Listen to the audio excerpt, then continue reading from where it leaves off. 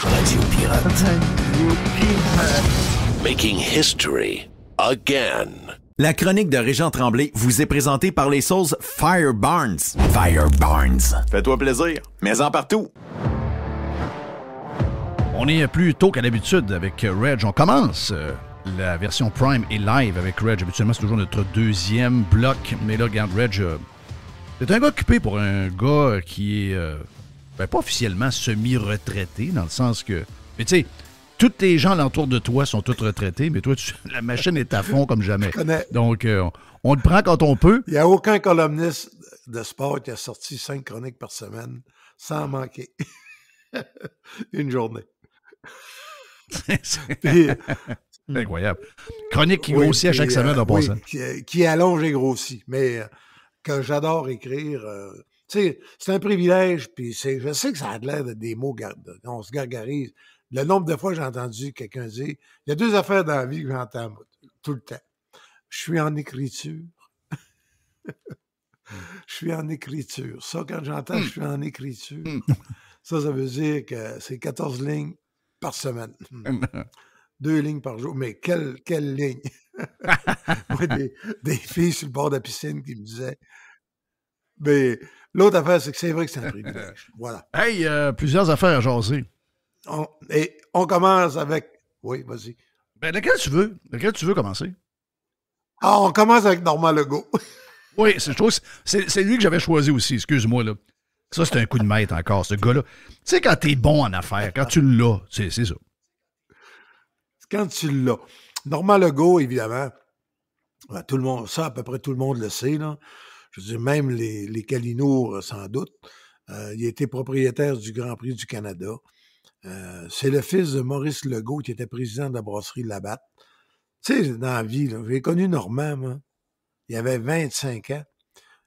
Il travaillait au Grand Prix du Canada sur le circuit. C'est lui qui vérifiait si l'affichage était correct, si les pancartes étaient bien collées, bien clouées. Il avait un petit scooter, puis il se promenait là-dessus. Il a 25 ans. Pour aider son père, qui était le président du Grand Prix. C'était Labatt qui était le promoteur. Et il a commencé de même, Normand. Puis après ça, il est allé directeur du marketing aux Alouettes. Il a fait, tu sais, pas des job-ins, là, parce que il a une maîtrise en business, mais il a appris le métier. Après ça, il est devenu promoteur du Grand Prix du Canada. Puis c'est le seul, moi, j'en connais pas d'autres, mais c'est le seul qui a tenu tête et qui a gagné contre Bernie Ecclestone. Puis qui, en même temps, qui se pognait avec, quand Bernie était bien malade, il y a eu une opération. Normand a pris le jet. Le soir, il est arrivé à 8 heures à Heathrow. Il est allé voir Bernie à l'hôpital. Il a jasé avec, puis il a repris son jet à 1 heure, puis il est rentré à Montréal, il est arrivé au bureau à 4 heures. Avec le décalage horaire. Où Bernie prenait le Concorde, il allait à New York. Normand prenait son avion, son Challenger, il allait à New York. Les deux se rencontraient à l'aéroport dans un salon. Ils réglaient les affaires, les signatures, toutes. L'autre repartait dans le Concorde vers Londres, puis Normand revenait à Montréal. Mais faut que tu mets ça dans une télésérie, mais quand tu n'as plus de budget, c'est ça, tu te noies dans ta baignoire. Tu sais. Mais c'est ça. Ouais. C'est ça. Ça prend du budget. Faut faire le 3.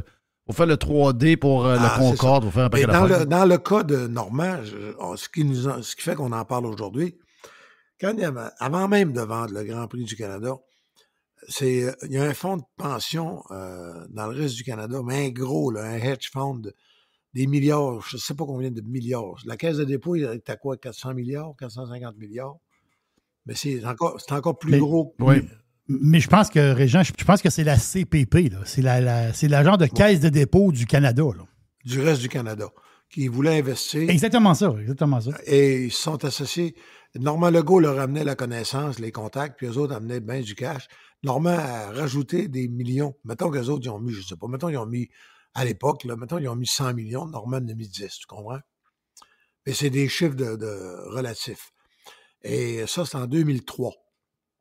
Mais en fin de semaine, c'était annoncé hier. C'était vendu, si tu mets ça en canadien avec la balance de vente, Ça fait 10 milliards canadiens. C'est Liberty qui a acheté en plus. Fait que Liberty va contrôler la moto et la F1. Puis d'après moi, Liberty va mettre la main sur l'électrique avant longtemps. Parce que... Oh oui, donc, la formule électrique. Moi, c'est... Je sais pas. Ça se peut que les gouvernements, si ça continue comme c'est parti, ça se peut que la F1 va se convertir. Je sais pas comment est-ce que ça va. Ou bien, faut pas que ça devienne des voitures antiques non plus. Les moteurs à essence vont être permis. Est-ce qu'ils vont permettre des courses avec des moteurs à essence quand tu n'auras plus le droit d'acheter de voiture? C'est embêtant. Mais, fait que Normand, donc, un matin, j'ai envoyé Moi, je pense que tout ça est en train de tomber, par exemple, là, Reg. Toute l'histoire de la voiture électrique, c'est en train de tomber à grandeur.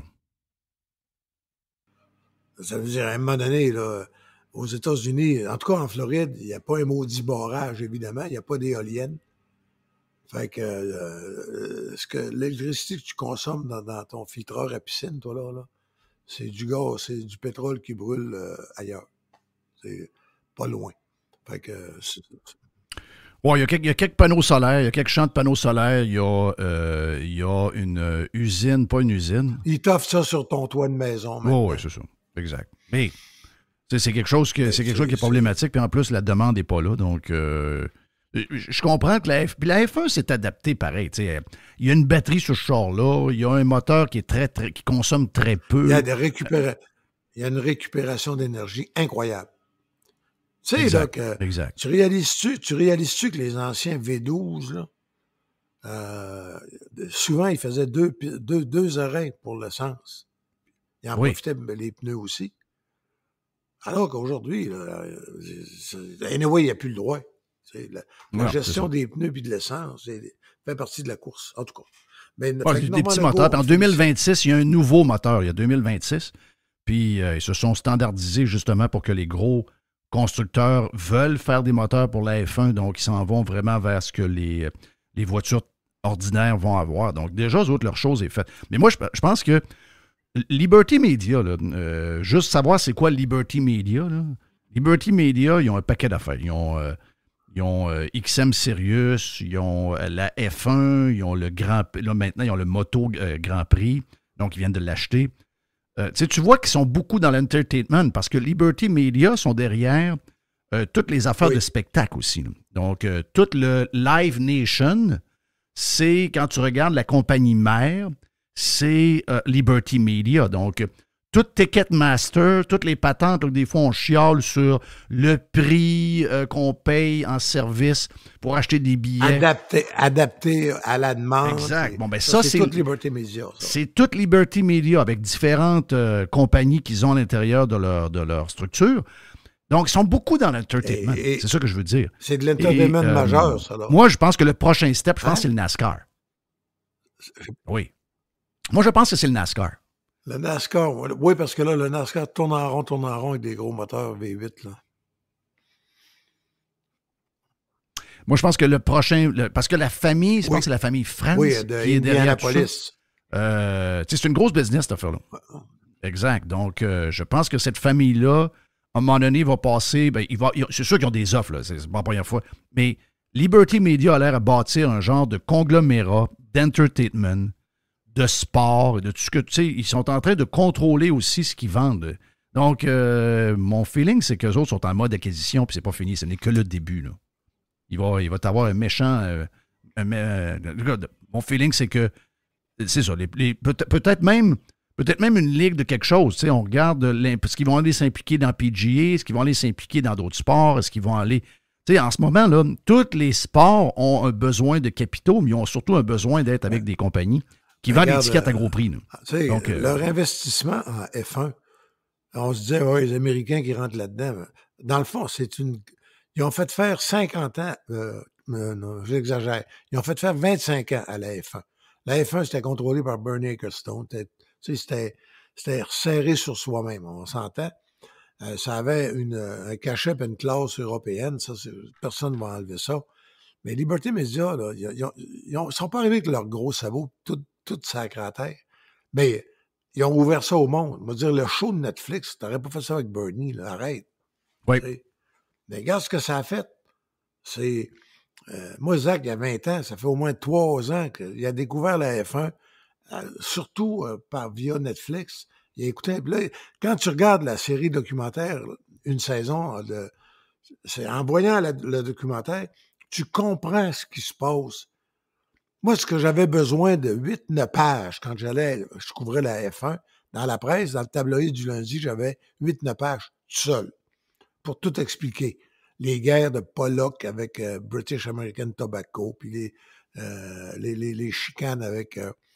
il y en a un qui avait essayé de mettre la main sur BAR, puis qui avait écœuré Villeneuve, que finalement, Jacques n'avait pas pu courir au Japon, rappelle-toi.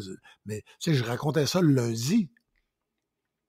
C'était ça, la F1. C'était Virginie ou 30 vies multipliées par 10. Oui.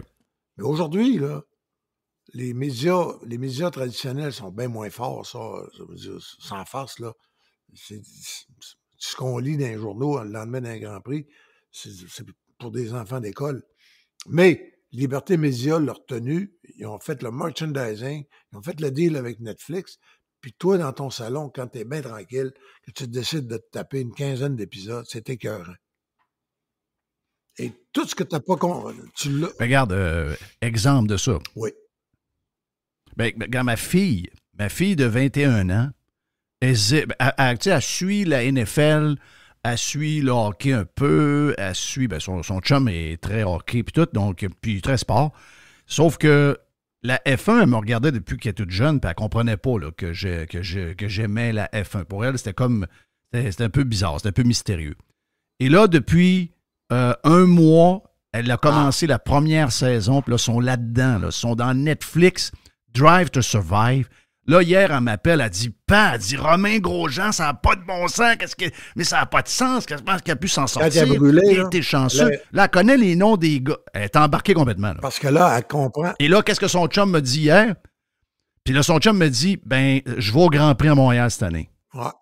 Parce qu'ils ont découvert les vraies histoires de la Formule 1. La Formule 1, là, je ne suis pas un exemple nécessairement, parce qu'il y en a d'autres qui le faisaient très bien aussi. Mais je couvrais ça comme si j'écrivais un téléroman. Mais un téléroman réel. Oui, c'est ça. Moi, c'était ça qui faisait que tu détonnais par rapport à ceux qui étaient... Tu sais, il y avait des gars qui couvraient... au Journal de Montréal, il y avait des gars qui couvraient ça comme des... Parce qu'ils étaient passionnés de course. Le char puis le pilote. C'est ça. Hey, toi, tu le faisais le côté humain. Une affaire qui va te faire triper vraiment, Jeff, là. Mais vraiment. Je pense que c'est en Allemagne. Ouais. Probablement ou en Hongrie. Puis c'est le dimanche soir, après la course. Et le président de British American Tobacco, il était basé à Londres. Je ne me souviens plus de son nom. Puis Craig Pollock, il est à peu près 11h le soir. Il dit, Régent, es-tu capable de mettre de la pression sur, mettons, on va l'appeler Brighton, je pense que c'est Brighton. Es-tu capable de mettre de la pression sur Brighton, tu penses? Il dit, je pourrais te donner une histoire.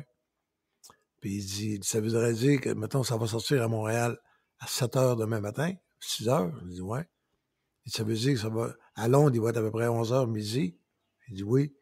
Il dit, j'y parle à 3h. Le lundi. Là, on est le dimanche soir mettons, à Budapest. J'ai écrit le texte, puis c'était les débuts, là. J'étais en 98, 99, début de l'Internet. Mais, sauf qu'on n'était pas calme, hein. Si tu mets le prénom, le nom puis la fonction dans le premier paragraphe de ton article, les ordinateurs, c'était pas comme aujourd'hui, mais les ordinateurs déjà ramassaient tout. Fait que j'avais mis le nom de Brighton dans le premier paragraphe, dans la première page de la presse. Puis là, il était cochon, Pollock. Il jouait dur. Et donc, de bonnes sources. Puis là, je peux pas dire que c'est Pollock qui m'a donné l'histoire, mais j'ai le document et tout. Mais là, et l'agence de British American Tobacco, c'était donc au Canada, Imperial Tobacco. C'était Armand Torquilla, dont le fils Jean-Claude Torquilla, Tu sais, l'agence Houston, là, c'est eux autres, ça. Fait que, évidemment, qu'est-ce que tu penses qu'Armand Torquilla a fait à 6 heures quand il a eu sa presse? Il a commencé à lire, puis il y avait déjà ça aussi sur Internet. Et là, il a vu que le nom de British American, quand son président, ça a pris à peu près 10 minutes, puis c'était rendu à Londres. Puis là, à Londres, Brighton, il était à 11 h 11 h l'avant-midi. Mais des games de mais ça, je m'ai raconté ça probablement un jour dans le gros livre quand je vais écrire ma vie, ma carrière. Mais ce genre d'histoire-là, le principe, c'est de camoufler ça. Pour pas que personne se doute chez British American Tobacco. Ben oui, que tu es en train de faire un job pour Pollock, là. Pour Pollock. Parce qu'à long terme, c'est Pollock qui me rend service dans la vie, moi, là. Fait que ça voulait dire à Craig, là, tu vas m'en devoir une calvaise de grosse. Pas obligé de dire. Il savait. C'est ça. C'est le même, ça marche aussi. Exact. Ben oui. Donc là, Normand Legault, il a fait combien, tu penses, dans ce deal-là à lui? Ben, ça dépend du nombre de millions qu'il a mis. Mais normalement, Normand avait tellement de plaisir avec la moto. Moi, je pense que tu peux te mettre dans l'ordre d'une centaine de millions. Wow. Ben, minimum. Minimum. Peut-être plus. Ouais. Calif, hein? Ben, ça dépend. S'il était sur le conseil d'administration, ça veut dire qu'il y avait probablement au moins 10% des actions. Mm. Si c'est vendu 10 milliards canadiens. Oui. Mais là, je ne veux pas extrapoler. Non. C'est ça. Puis au pire, on ne sait pas le deal qu'il y avait avec le fonds de pension, mais on peut s'entendre que justement, il y avait peut-être 10% du deal. Donc, s'il y avait 10% de 1 milliard sur le 10, il y a un 100 millions là qui ramasse assez rapidement. Hey, je veux t'entendre sur l'histoire de la semaine passée, qui est devenue une tragédie nationale. Puis j'ai lu ton texte là-dessus sur les hoodies avec la gang de Drummondville. Est-ce que j'ai compris ton point, mais est-ce que tu penses que ce genre de saga-là, ça pourrait. C'est devenu. Tu sais, avant, c'est pas la première année, là, on s'entend que. Moi, j'ai vu ça jeune. On avait des hoodies avec des expressions anglaises dessus. Les Saguenay, on en avait dans les années 70, dans les années 80. J'ai tout vu ça, là. Mais aujourd'hui, il y a, je ne sais pas pourquoi, parce qu'on disait que les médias traditionnels sont comme en perte de vitesse, mais ils ont réussi quand même. Ils ont réussi à mettre la Ligue sur les talons, puis la Ligue a reculé pareil, là. Alors qu'avant, tu sais, là même les politiciens, ça prend une commission d'enquête, ça prend une commission parlementaire. C'est des affaires grosses quand même pour un slogan sur un hoodie. Tu sais, je veux dire, on s'entend que la majorité des hoodies qui s'achètent dans les magasins sont tous écrits en anglais ou à peu près, là. J'ai compris ton thinking par rapport au français et tout, mais je veux dire, c'est quand même un peu démesuré comme, je dirais, réaction, non? Moi, je pense que c'est global. Si tu veux qu'on comprenne, là, puisque j'ai pas écrit, on va en parler. OK.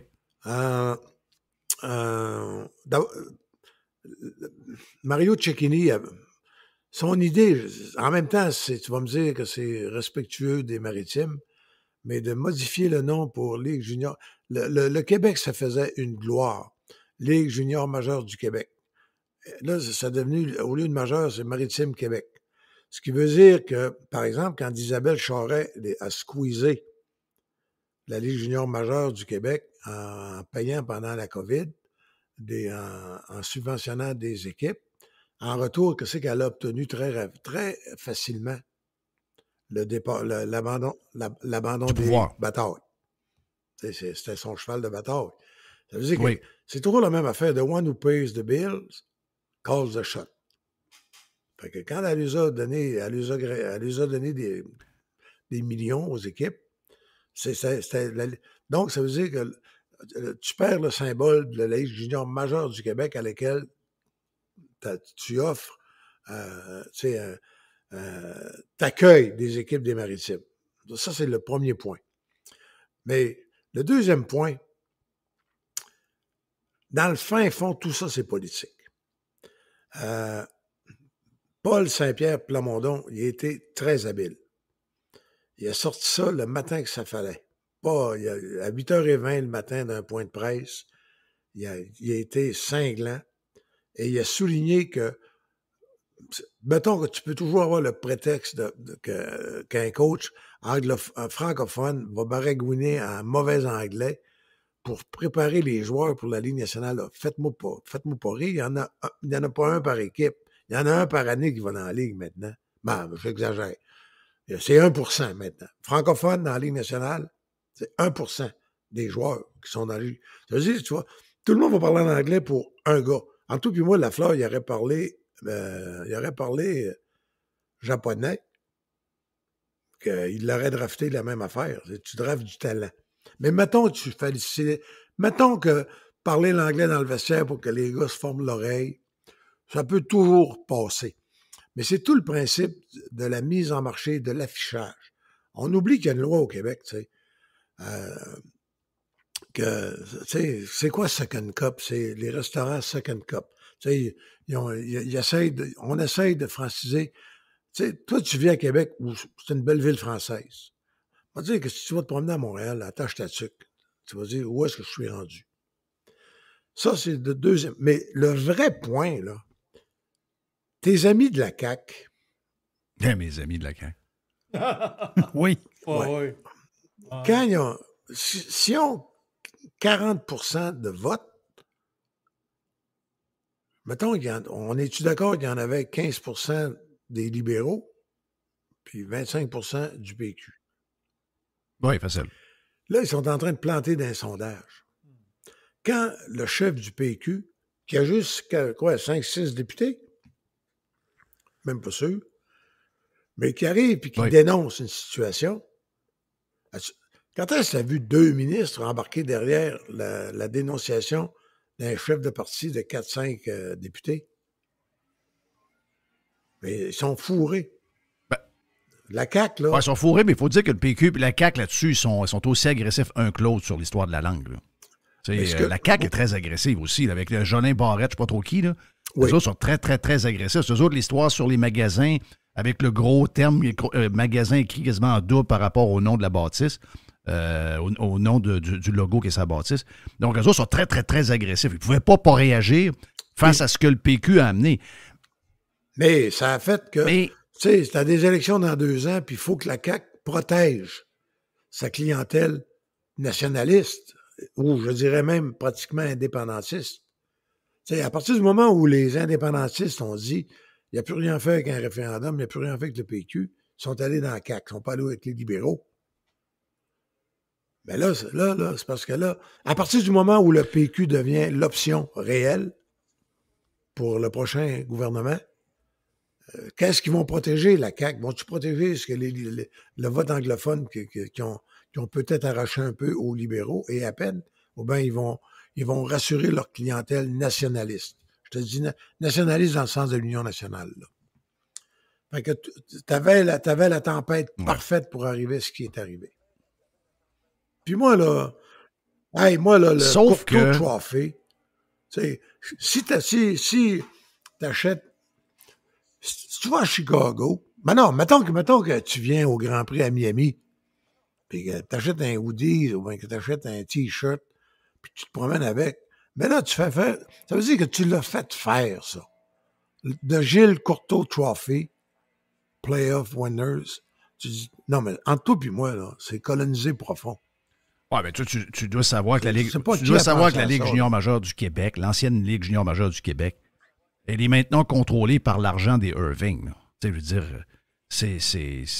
dire, oui, le gouvernement est intervenu. Le gouvernement est intervenu pendant la COVID. Ça a mis les finances de la Ligue sur... Pour les équipes québécoises. Voilà. Mais celui qui a sauvé la Ligue, là, c'est le bonhomme Irving. Donc, plus puis c'est pas d'hier que cette famille-là est impliquée dans la Ligue. C'est pas d'hier. Puis là, ils ont eu cette passe-là qu'il y a beaucoup d'équipes qui avaient de la misère pendant la COVID. Eux autres, ils ont aidé, ils ont financé, ils ont fait un paquet d'affaires. Et ils ont tenu financièrement cette Ligue-là. Mais en échange, la Ligue était foutue, là, dans le sens qu'il fallait qu'ils considèrent plus les équipes des Maritimes. Puis la quantité d'équipes qu'il y a, on s'entend que c'est un deal qu'ils n'avaient pas le choix de faire. Mais moi, là, c'est plus sûr. Tu sais, j'essaie de comprendre quand on fait une histoire, c'est quasiment une histoire de commission parlementaire. Moi, j'ai pas de problème. Est-ce que, mettons, toi, tu décides de faire un texte là-dessus. Tu as un texte Bon, tu montes ton mécontentement, puis je pense que dans une société, toutes ces affaires-là, mais de jouer cette game politique-là, alors qu'en ce moment, au Québec, là, il y a un paquet d'affaires qui vont pas pantoute. Là. On peut toutes les renommer encore. Moi, je pense que les gens qui se... On est tous Québécois, là, je veux dire. Notre langue, on veut pas qu'elle disparaisse. Non, mais Jeff, tu vas toujours avoir raison si tu dis, hey, avant de s'occuper de la langue, ils peuvent s'occuper des hôpitaux. On va te donner raison. Puis avant de s'occuper de la langue, ils peuvent s'occuper des écoles. On va te donner raison. Avant de s'occuper de la langue, ils peuvent s'occuper des ponts et des routes, Calvès. On va toujours te donner raison. Mais c'est parce que c'est tellement morpionné qu'il y a des affaires quand même essentielles. Sinon, pourquoi tu fais Radio Pirate en français? Bien plus payé en anglais. Marinero fait 350 000 en anglais. 1 heure par semaine. C'est clair. Bon. Oui. Parce que c'est Jean-François Filion. Oui.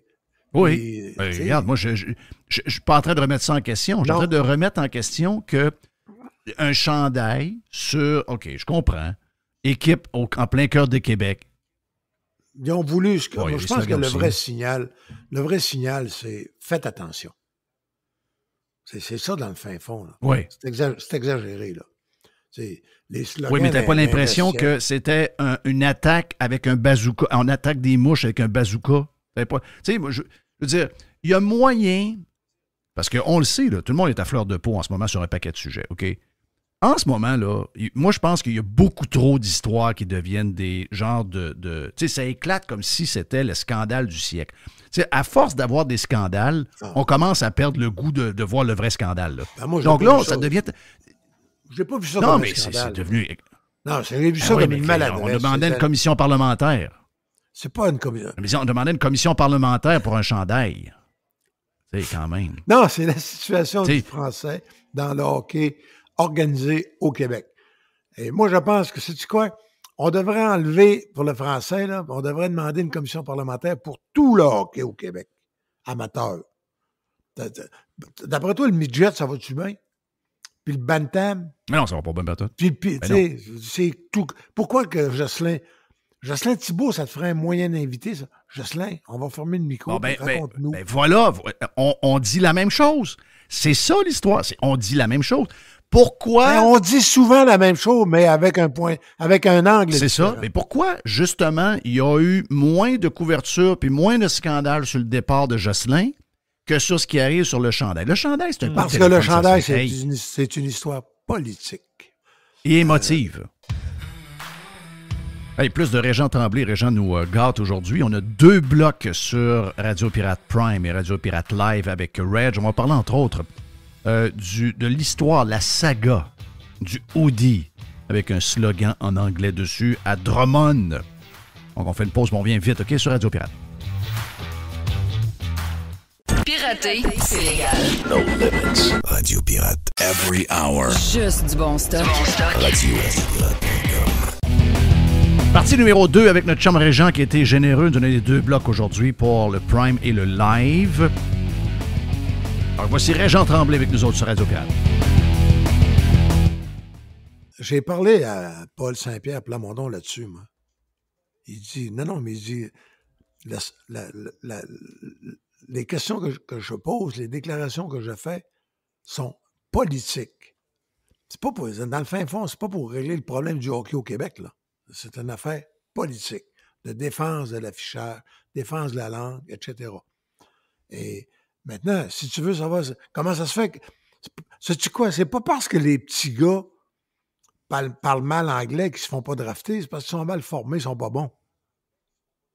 Ben c'est ça le plus gros scandale. Hey, c'est la game de hockey, c'est le hockey des jeunes, c'est le hockey mineur qui va pas, là. Ben oui, Atome, puis on peut même plus... Mais non, on a reformé ça, là.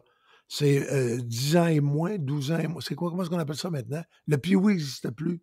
Non, mais tu vois bien que ça a l'enculage de mouche qui finit par distraire du vrai problème. Le vrai problème, c'est tout croche. À matin... Le vrai problème, c'est qu'on n'aura plus de noms québécois dans la Ligue nationale bien vite si on continue de même. Ça, c'est bien pire qu'un chandail. Ça, c'est le vrai problème. Oui. Bon, ben c'est lui le vrai problème. Je suis d'accord avec toi.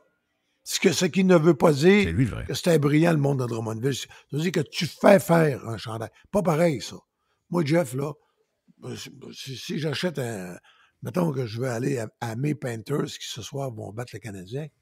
Tu sais, Julie a acheté son chandail des Panthers, puis je pense pas c'est pas les Panthères rouges, là, hein, on peut dire ça. C'est des Panthers. Mais tu sais, C'est parce que j'ai le même point. Non, mais c'est l'état d'esprit que ça souligne. C'est que l'anglais est noble et vendeur. Et le français, c'est la langue des colons. Oui, mais ça ne changera rien, Régent. Te rappelles-tu qu'est-ce que ça a fait? Tu sais, des fois, on veut sauver quelque chose par de quoi qui est un peu insignifiant. Moi, c'est ce que je trouve. Moi, ça me rappelle là, quelque chose que toi, tu connais très bien. Quand le gouvernement canadien a enlevé toute publicité pour le tabac, on pensait que c'était ça. Hey, là, l'écurie Players, donc qui a formé Patrick Carpentier, qui a formé Alexandre Tagliani, Bertrand. On a tout scrappé. Bon, OK.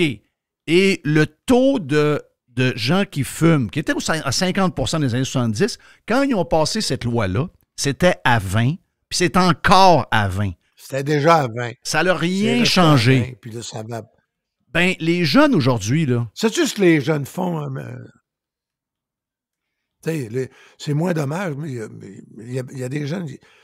En tout cas, ils se mettent des patchs de nicotine. Ça se vend partout au Québec, ça, là. Ah oui, c'est ça, exact. Ben oui. Pas pour... je trouve que des fois, quand on s'en va sur la langue, tu sais, on le sait, nos jeunes écoutent Netflix, je viens de te le dire tantôt. Ils écoutent Netflix en anglais, ils écoutent le 3/4 de leur musique, peut-être même 90% de leur musique en anglais.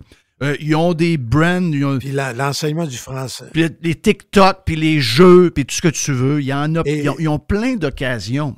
Tu sais, le chandail ne changera rien ici. Moi, mais c'est un signal qui est envoyé. C'est ça. Le signal est envoyé de la Ligue junior maritime Québec. Le signal qui est envoyé, c'est vous représentez le Québec. Vous êtes très visible. Vous représentez une 10-12 villes du Québec. Chicoutimi, Rimouski, Baie-Comeau, Québec. Donc, essayez de représenter. Vous êtes très public. Vous êtes très visible. Essayez de... c'est organisez-vous pour que l'image soit française. C'est ça le vrai message. Puis en tout, puis moi, là, si tu es capable de me faire la démonstration que penses-tu, toi, que quand Richard Martel, qui parlait l'anglais quand j'ai quitté Fallon. Une vache, une clôture. Ben voyons donc. Il parlait en anglais dans le vestiaire. Penses-tu que tu enseignes l'anglais à des petits gars qui sont sur YouTube, TikTok, puis qui écoutent leurs vidéos, puis tout en français? C'est sûr que là. On l'avait pas eu, donc ça prend le... La chronique est officielle. Oui. Non, mais, regarde, puis, tu sais, je vais prendre Luc, le patron du SSF, qui, lui, s'est fait interroger parce que dans le vestiaire de l'équipe du SSF, Séminaire Saint-François à Québec, il y a des mots en anglais. Là, non, c'est pas des mots, c'est toutes des phrases. Tous les slogans sont en anglais. C'est quoi le message profond que tu envoies? Oui, mais lui... C'est tu gagnes en anglais. Oui, mais tous ces jeunes-là sont en anglais intensif anyway. Tu sais, je veux dire...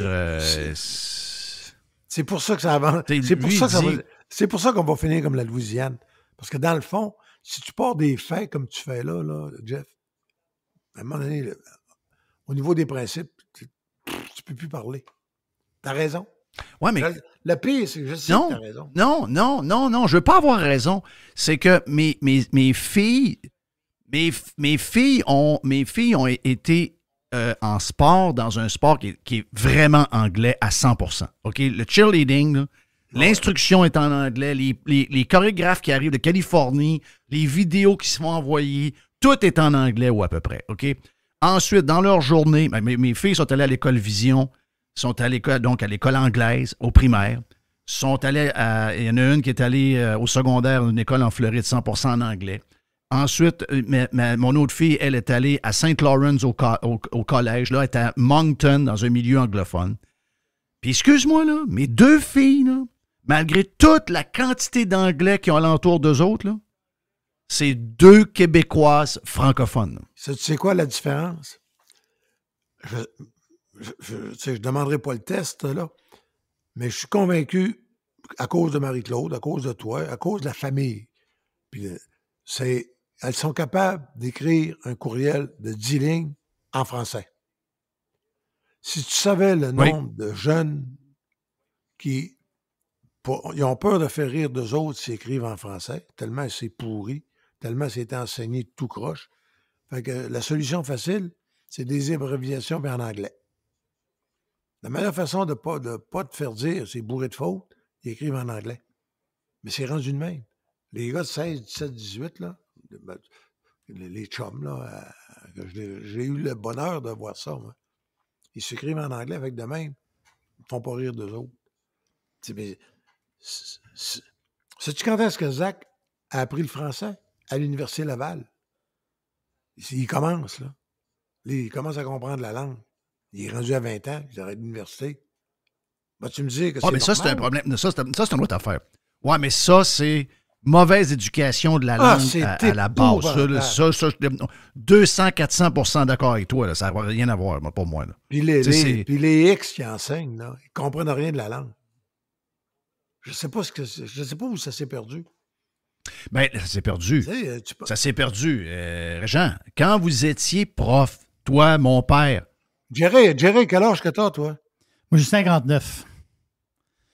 Ah non, t'es trop vieux, là. Toi, tu t'écris encore en français. Non, mais Reg, j'écris en français. Quand toi, t'étais prof, mon père, vous avez été élevé éduqué à l'école normale, qu'il appelait. Puis vous avez eu une formation de professeur, puis on appelait ça à cette époque-là des maîtres. Oui, c'est vrai. Aujourd'hui, je ne sais pas quand c'est arrivé, mais la cote R la plus basse d'accepter quelqu'un dans un cours universitaire. En pédagogie, en enseignement. Tu trouves-tu ça normal? Ben, voyons donc, ça devrait être... Moi, je pense que les médecins devraient être en haut parce que s'ils font plus dicter. Tu meurs. Mais sinon... les profs ne devraient pas être très loin, là. C'est ça. C'est eux autres qui ont formé tes filles. Puis si tes filles écrivent en français, c'est Marie-Claude ou toi. That's it. Certainement pas à l'école. Exact. Jerry, je voulais que tu l'aies parlé, Jerry. C'est à l'école. À l'école, ils font plus de dictée. Fait que... Puis ils veulent plus que les enfants doublent. Fait qu'à un moment donné, c'est comme la loi du moindre effort. Tu sais, ils connaissent même pas leur table de multiplication. Ils ont 11-12 ans. Pire que, puis... 6 x 8, 6 x 8. Tu sais, les tables, là, 1 à 12. Là. Christophe, ils savent plus. Non, mais c'est... Mais c'est le laisser aller, Régent. C'est le laisser aller du système. C'est ça l'histoire, parce que c'est un système... T'as raison, Jerry. Mais hey, le laisser aller, c'est... Puis mon fils est professeur, je veux juste le dire. Mon fils, c'est un prof d'anglais. Puis il remplace de temps en temps, puis lui, il est au primaire, c'est un prof d'enfants de 5e année, de 6e année. Et quelquefois, il remplace, c'est pour dépanner, là, il remplace un petit bout de là, un petit bout de là. Là. Il a fait un méchant saut quand il a remplacé un prof de maths. Là. Les jeunes ne connaissent pas le table. Ils connaissent zéro les tables. Ils ne savent même pas qu'est-ce que c'est. À matin, je relisais. C'est la base. La base a été sacrifiée à l'école. C'est d'apprendre à compter, d'apprendre à écrire et d'apprendre à te comporter en société. Voilà. Le reste, c'est supposé être la famille. Mais là on ne fera pas un grand débat sociologique. Juste une petite... Tantôt, si on parle de Ntutu, il me dit une phrase extraordinaire que je garde pour le dessert tantôt. Juste expliquer c'est qui, Jerry, pas Jerry, mais Reg, qui est Ntutu, un gars du Congo qui est à Chicoutimi depuis qu'il est jeune? Il est arrivé à 6 ans avec ses parents à Chicoutimi. Les Ntutu à Chicoutimi, okay. C'est des gens brillants, très nationalistes, qui augmentent encore leur degré de brillanteté. hey, Jerry, puis même M. Morancy, vous connaissez votre boxe un peu. Ntutu, il y a eu 4 défaites collées dernièrement. Là. Mais il va vous donner les noms des gars qui l'ont battu. Marcus Brown, qui a fait la bataille ensanglantée avec Beterbiev au Centre Bell en championnat du monde. David Benavidez, qui a knocké David Lemieux en 2 rondes, qui est considéré comme un tueur. C'est de lui que Canelo se pousse, là. Après ça, il a perdu contre David Lemieux. Puis il a perdu contre Éric Bazignan. C'est ça, ses 4 dernières défaites. Mais là, Francis, il est 40-41 ans. Fait que là, tu sais, il dit il veut pas finir comme Adonis. Fait que il a quand même un peu de prudence. Il veut pas prendre des combats trop dangereux. Puis, mais là, à un moment donné, c'est Julie, ça, qui me refilait ça. Il a écrit à Julie, je sais pas pourquoi. Je sais pas pourquoi ça sert. Mais elle a fait des documents. Je pense qu'en boxe, elle est rendue qu'elle connaît ça. Des fois, j'ai l'impression plus que moi. Fait que, elle dit, Francis Ntutu, il était au Kenya. Là, je rentre en contact. Samedi soir, le 29, il s'est battu au Charter Hall à Nairobi. Là, je suis allé lire là, sur le Standards puis le Times, les journaux du Kenya, de la capitale. Il s'est battu à Nairobi samedi soir, le 29. Là. Puis là, tu sais, j'ai envoyé des questions, il m'a répondu. Il m'a envoyé sur ma chronique de matin. C'est la première fois qu'on met une vidéo. Là. On voulait tester. On a une vidéo d'un toutou qui monte vers le ring avec autour des épaules un grand drapeau du Québec. Et là, il s'en va après ça au Malawi, pas loin de la Tanzanie, le 28 avril. Mais tu sais, il s'est battu le 29. Ils n'ont pas les mêmes règlements qu'au Québec. Il se bat le 29 de mars. Puis le 28 d'avril au Malawi. Mais à un moment donné, j'ai dit, tabarouette, t'es sûr de ton affaire? Il m'a répondu, mais c'est la plus belle phrase que j'ai entendue, ça, je dirais, depuis que Julie a dit oui, je le veux. Donc, il m'a dit, hey, moi dans la vie, là, j'aime mieux être un guerrier dans un jardin qu'un jardinier dans une guerre.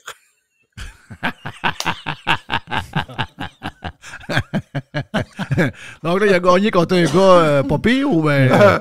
Je le dirais pas très fort. Il est allé se mettre se faire la main, on pourrait dire. Oui, mais l'autre, c'était un local, la foule prenait pour l'autre, puis... Mais il y a du monde là, à Nairobi, il y a du monde là, c'est une ville de 5,5 millions d'habitants. Ah oui, mais là, l'Afrique, là, il y a 1 milliard d'habitants.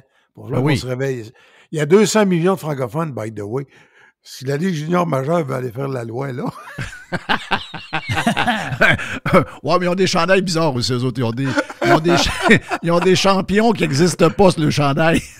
Hey, mais je voulais ramener... Un matin, avant de faire l'émission, je relisais, pour des fins de recherche, j'avais fait une longue entrevue avec Charles Sirois au Journal de Montréal. Ça fait 10 ans. Et Charles Sirois... Hey, on le voit plus bien, lui. Il a complètement disparu. Non, mais il est très, très, très impliqué en Afrique. Sa fondation, là, c'est épouvantable ce qu'ils ont fait pour les cégeps, l'université et les écoles secondaires en Afrique. Non, c'est des centaines de millions. Et donc, puis, tu sais, Charles, mais c'est lui qui a fondé la CAQ. Oui. Il ne faudrait pas oublier ça. Mais il a dit une phrase il y a 10 ans où l'impôt était à 48 % je pense. Hein? Mm-hmm. Il disait, tu sais, il dit, à toutes les fois que tu donnes de l'argent, tu cèdes une partie de ta liberté. Ben oui.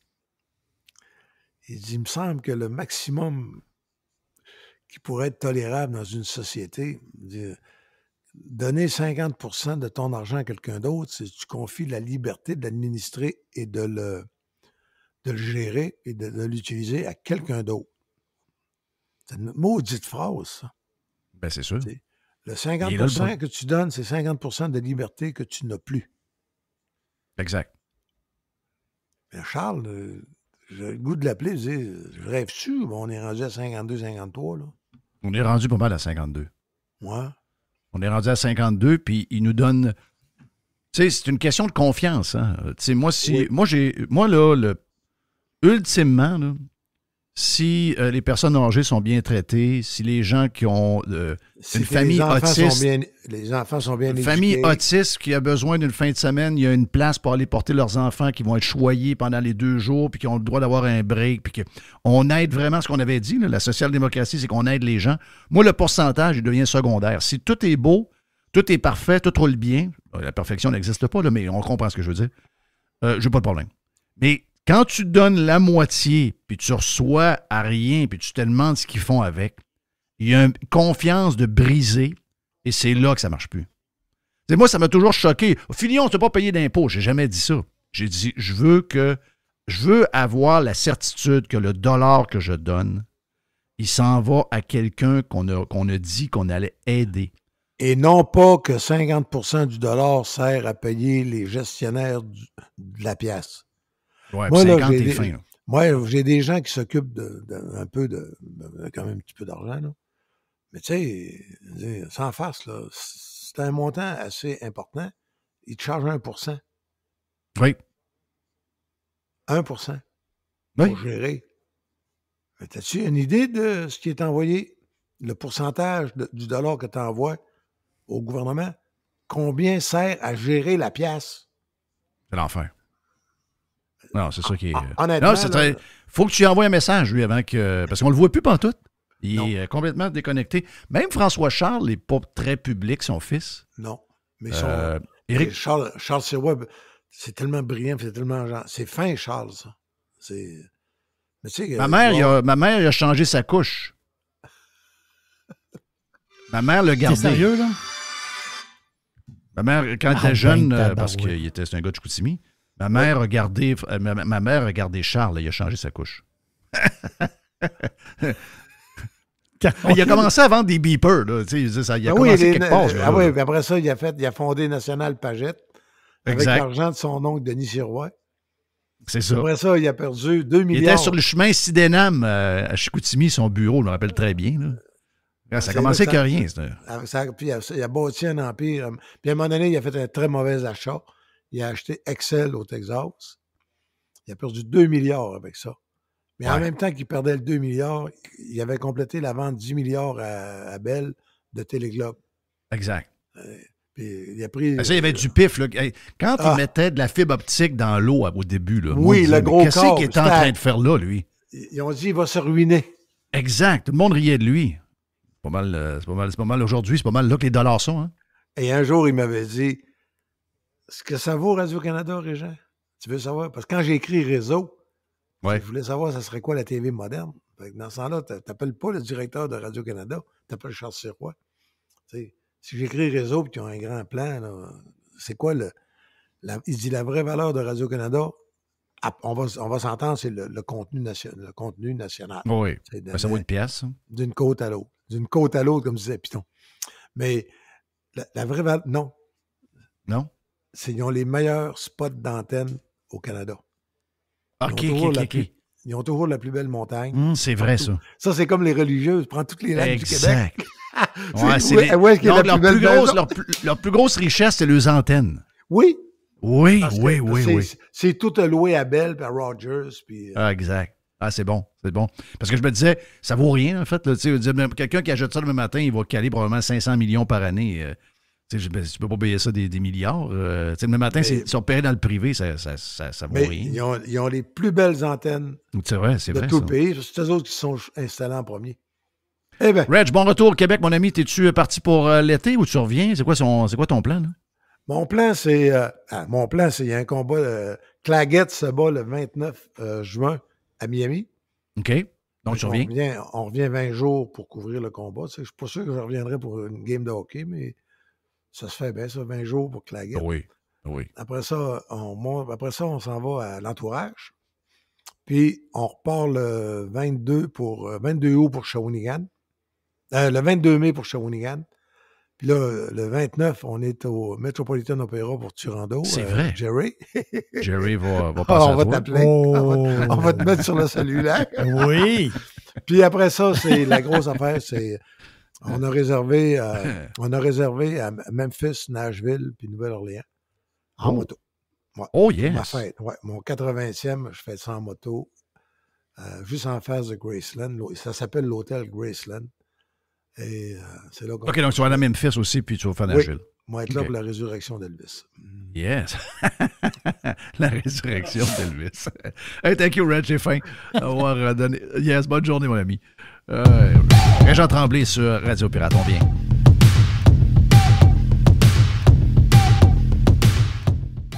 La chronique de Régent Tremblay vous a été présentée par les sauces Fire Barnes. Fire Barnes.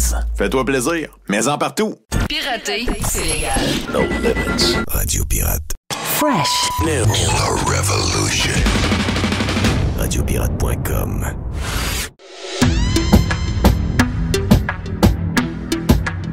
Jerry's News Desk. Especial. Spécial. Voici les news de Jerry. Avec Jerry. Les attaques, la diffamation. Tam-tam-tam-tam. Jerry et les nouvelles. C'est plein de nouvelles de partout. C'est ça l'affaire. C'est des nouvelles qui se promènent, qui se sont promenées pas mal en fin de semaine. Puis des nouvelles, moi, qui m'ont un peu accroché. Là, ben, il y en a une c'est une nouvelle qui est toute fraîche. Là. C'est que Tesla a sorti des résultats. Donc, pour janvier, février et mars, donc ça se termine le 31 mars, donc c'est tout frais quand même comme statistique. Tesla a livré 386 000 véhicules. Les analystes s'attendaient à 454 000 véhicules. C'est un carnage. Un gros pas de recul. Donc, si on compare à l'an passé, le même trimestre l'année passée, c'est moins 8,5 %. Puis je pense que c'est comparé au dernier trimestre, là, qui vient juste lui en arrière, là, lui de l'automne passé, je pense que c'est une affaire comme 20 % de moins, une affaire de fou. Là. Donc, est-ce que c'est un ralentissement marqué? Le stock, il perd à peu près 11 piastres présentement, un genre de 7 % grosso modo, ça brasse. Là. On t'entend-tu que Tesla, le stock a décroché en bourse, il faut le dire. Est-ce que c'est temporaire? Est-ce que c'est le début de quelque chose? Est-ce que c'est une espèce de fatigue généralisée dans l'électrique? Je ne sais pas du tout. Est-ce que c'est... Ça veut dire, on sait qu'ici au Canada, on va, au Québec, au Canada, les affaires de subvention, ça va tomber à un moment donné. C'est au Québec, je pense. Les affaires de subvention vont tomber. Le monde est plus pauvre un peu, le monde surveille leur argent, ils n'ont pas les moyens d'acheter un char électrique à 75 000, 80 000. Fait que je pense que le EV est dans la marde, Jeff. Parce que oui. Le EV est dans la marde. Quelle est la valeur boursière de Tesla maintenant avec l'ajustement en bourse depuis plusieurs semaines, quasiment une couple de mois? Quelle est la valeur boursière de Tesla au total?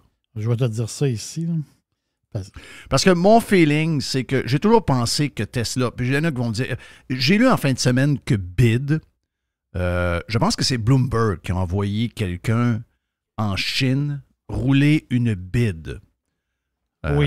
La marque chinoise là, qui veulent s'installer au Mexique pour bâtir des voitures pour le marché nord-américain que Trump a menacé de bain de sang si jamais on laissait ces gens-là rentrer sans les taxer au préalable parce qu'il allait faire un carnage dans le milieu de... Moi, vous savez que mon point de vue là-dessus est très différent de Trump et de la majorité des gens parce que quand on parle d'emploi puis on parle, mais je veux dire, de garder nos emplois pour que tout devienne plus cher, à la fin, on perd. Peut-être pas au début. Au début, on garde nos emplois. Mais à la fin, on travaille tous et on est tous pauvres. Donc, c'est important d'avoir des choses qui sont vendues le prix que ça vaut. Donc, c'est pour ça que moi, amenez-en de la compétition, puis s'il y en a qui meurent, ben ça meurt, c'est tout. Hein. On peut leur demander quelque chose, de bâtir des usines par chez nous, puis de faire des... Il y a quelques affaires qu'on peut leur demander. Mais moi, je suis pour un open market au complet. Trump, c'est pas son cas. La majorité des nationalistes, en fait, sont comme ça un peu partout à travers le monde. C'est normal. Donc, il y a des genres de protectionnistes. C'est deux visions. Tu es très ouvert, très open market ou encore tu es protectionniste. Donc, ça, c'est deux visions. Moi, je suis plus open market. Même si c'est des Chinois, même si c'est des gens qui font des patentes au Mexique, regarde, je suis très... D'ailleurs, on a même une entente qui est quand même de libre-échange entre le Mexique, le Canada et les États-Unis, il ne faut pas oublier. Mais ce que j'ai vu du gars de Bloomberg, je pense, de souvenir, c'est que la voiture BID, là, si tu es quelqu'un de Tesla puis tu roules, tu pars de là puis t'es pas bien. Là. Tu vends ton char probablement 5, 6, 7, 8 000, 10 000 trop cher et tu as une voiture quasiment semblable. Tu as une voiture qui est vraiment impressionnante de ce que j'ai cru. Là, je sais, là, Il y a des journalistes chez Bloomberg qui sont en guerre contre Musk pour différentes affaires. Donc là, Oui, il y a tout ça est permis aussi. maintenant. On peut Oui. frapper sur Musk, on peut démolir toutes ces entreprises. Je sais ça. Là. Mais quand ça m'a allumé des lumières. Je me suis dit, tu sais, il y a longtemps, l'industrie a dit, à un moment donné, un gars de Toyota l'a dit, un haut placé. À un moment donné, une personne chez GM l'a dit. Tu sais, ultimement, Tesla, c'est un nouveau fabricant de voitures. Et ils ont eu à apprendre sur le tas un paquet d'affaires parce que c'est très dur de devenir un fabricant de voitures. Là. Il y en a beaucoup qui l'ont essayé, la majorité ont crashé.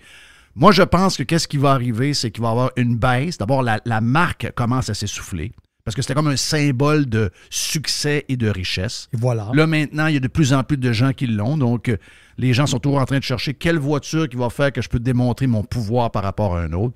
Est-ce que c'est Aston Martin? Est-ce que c'est Porsche? Je ne sais pas. Mais je pense que le brand Tesla qui était vu comme le nouveau brand de la réussite puis de la richesse, le nouveau Michael Kors, le nouveau Louis Vuitton, le nouveau... Mais là, ça c'est en train de fader tranquillement. Et ça va fader. Les ventes de véhicules électriques vont baisser aussi par tout ce que tu as dit tantôt. Donc, la valeur de Tesla va revenir à une valeur normale. Parce que on regardait à un moment donné la valeur de Tesla et on mettait GM, Ford, on mettait quasiment Toyota ensemble. On n'arrivait pas encore à la valeur de Tesla. Ce qui n'avait pas de sens. On mettait, je pense que c'était 8 constructeurs, si je me rappelle. Recul il y a peut-être 4 ans, là, ou dans ce coin de 3 ans, 4 ans. On mettait 8 constructeurs majeurs, puis ils arrivaient à la valeur de Tesla. Puis on disait... Ouais, mais ils disaient, oui, vous ne comprenez pas, parce que là, c'est l'avenir, l'électrique, c'est les leaders. Oui, c'est les leaders, on le sait. Puis maintenant, à cette heure, tu viens de parler des Chinois de BID, c'est eux autres qui vendent le plus de chars électriques présentement. Ils ont dépassé Tesla, je pense, au mois de décembre passé. Mais c'est à un moment donné, tu sais, GM vaut 52 milliards. Ça veut dire Ford vaut 52 milliards. Je te parle, c'est des chiffres de Yahoo Finance d'aujourd'hui. T'sais, Tesla vaut 557 milliards. Ça n'a pas de bon sens. En ce moment. Est-ce qu'il est ajusté présentement ou il va être ajusté à la fin de la journée? Je ne sais pas. Mais c'est 557 milliards. T'sais, Toyota vaut 323 milliards. T'sais, ça ne tient pas de bout. Là. C'est-à-dire, Tesla, la valeur boursière... tient pas de bout. Moi, je pense qu'il y a un rachat est peu probable en raison de la valeur boursière qui va s'écrouler, mais qui va rester trop haute encore. Mais je pense que pour Tesla et pour un joueur majeur, il y a un merge qui s'en vient. Je ne sais pas qui, mais il y a un merge qui s'en vient. Tesla a besoin d'aide pour être avec des gens qui sont habitués d'être dans cette industrie-là depuis toujours. Ils ont des petites lacunes des fois, ils ont des petites affaires à régler. Je sais qu'ils sont en train de shaker le marché, mais là, je pense que leur belle ride est finie. Okay? Donc là, c'est quand arrivent les jours un peu plus pluvieux, un peu plus sombres, qu'on voit ce qui va arriver. Avant, c'était impensable à penser. Il était trop haut, il était dans la stratosphère. Mais il y a quelque chose qui s'en vient. Et je ne suis pas certain que Musk est encore très Tesla. Je le sens très ex. Oui. Je le sens très les satellites dans les airs pour les téléphones. Je le sens très fusé, mais je le sens de moins en moins Tesla.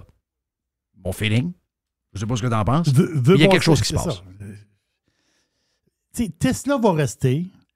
Les analystes, beaucoup d'analystes disent on l'attend. La grande attente présentement, c'est 2025, la Tesla vraiment d'entrée de gamme. Là. Pas elle là, qu'on connaît présentement, la Model 3 à 40-50 000. Non, oubliez ça. Un vrai char pas cher. Un vrai char pas cher. Puis, ça veut dire, est-ce qu'il y a une clientèle pour ça? Peut-être les citadins, c'est-à-dire une clientèle citadine, justement.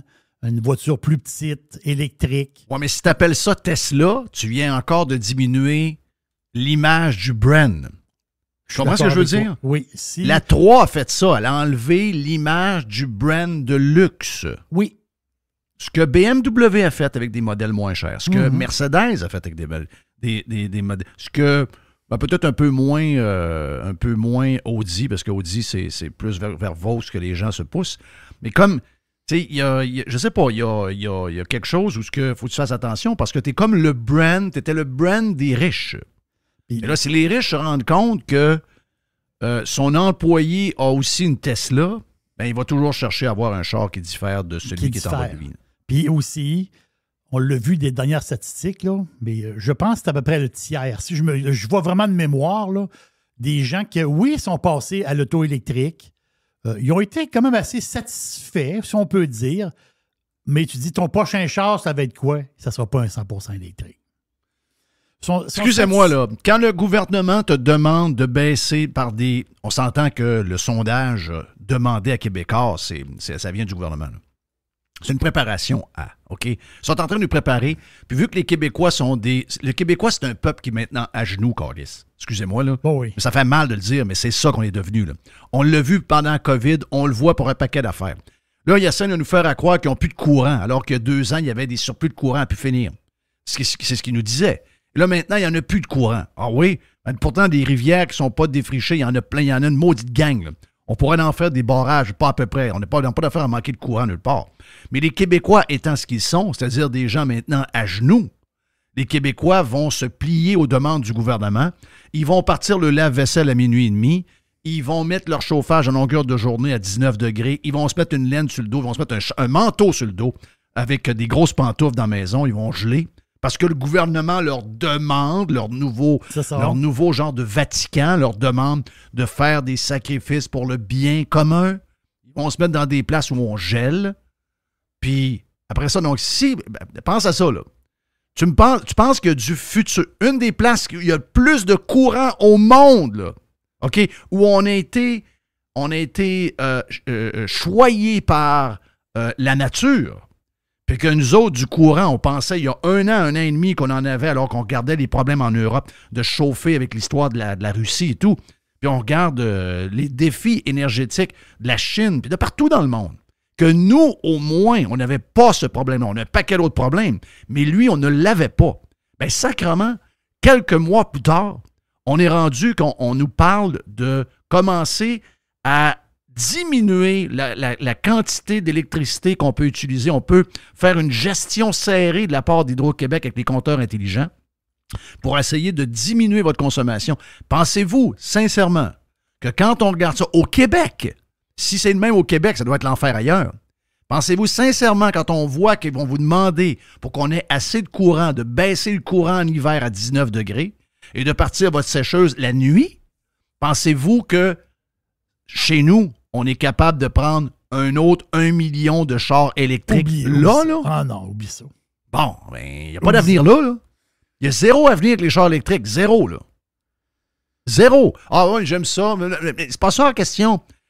On parle de la grille, on parle du grid. On parle de la quantité d'énergie qu'il y a d'un fil à la grandeur du réseau en Amérique du Nord. Ça marche pas, là. Le compte ne fonctionne pas. Puis là, on parle juste de voitures. Imaginez-vous, demain matin, si on met des 53 pieds avec du courant. Il y a une ville au Michigan qu'il y avait quelques camions dans la flotte de camions. La ville est allée voir la compagnie et a dit « Tu ne peux plus brancher tes camions. » Pourquoi? Ben, il dit « Christophe, tu prends le même courant que toute la ville a besoin pour changer tes camions. » Il dit « On ne peut plus. C'est bien fun, c'est bien drôle, c'est un beau signal, là, mais ça fait juste pas, là. » Oubliez ça, là. C'est une belle bebelle, OK? C'est une belle bebelle. C'est la première fois depuis 2020 que Tesla a une drop de vente trimestre par rapport à l'autre trimestre. Là. Donc, là, on peut le dire. Présentement, là, il n'y a pas de cachette. Là. Présentement, c'est un ralentissement. Là. C'est évident. Là. Est-ce que ça va être comme ça dans 3 mois? Ben, en ce moment même, c'est un ralentissement, c'est un boom. C'est ça que ça vient de donner dans le système. By the way, on part de l'électrique, on s'en va dans le pétrole. Juste de même. Moi, je trouve que ça fait partie des nouvelles. Là. Le pétrole qui touche présentement 85$ le baril. Tu vas dire, c'est pas si bien que ça, on l'a déjà vu pire que ça. Je comprends, là. Mais c'est le plus haut depuis le mois d'octobre. Donc, y a-tu des raisons? La géopolitique, l'histoire aussi il y a moins de production de pétrole de schiste aux États-Unis présentement. Et il y a des stocks qui sont en baisse. Il y a plein de raisons. Il y a toujours 10 raisons. Là.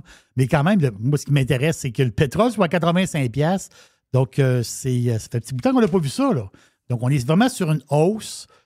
Ici, au Québec, il faut s'attendre à avoir... Si ça continue, on risque d'avoir un litre près de 2$. Près de 2$ cet été, ça se peut-tu? Peut-être. Ouais. Peut-être. Mais ça commence à être beaucoup de sous. Ça, c'est une affaire spéciale. OK? Il y a des places dans le monde où pour moi, c'est une nouvelle. C'est une nouvelle parce que l'Écosse, OK, viennent de mettre en vigueur une nouvelle loi. Je veux dire, l'Écosse, on s'en crisse. Non, on s'en crisse. Il y a des affaires qui se passent ailleurs qui vont arriver ici. Parce que. Ouais, c'est quoi qui est arrivé en Écosse? Là? C'est un genre de nouveau premier ministre qu'il y a là? Oh, un nouveau premier ministre, telle affaire. Là. Il est là depuis un bout de temps, lui, là, une couple d'années, je pense.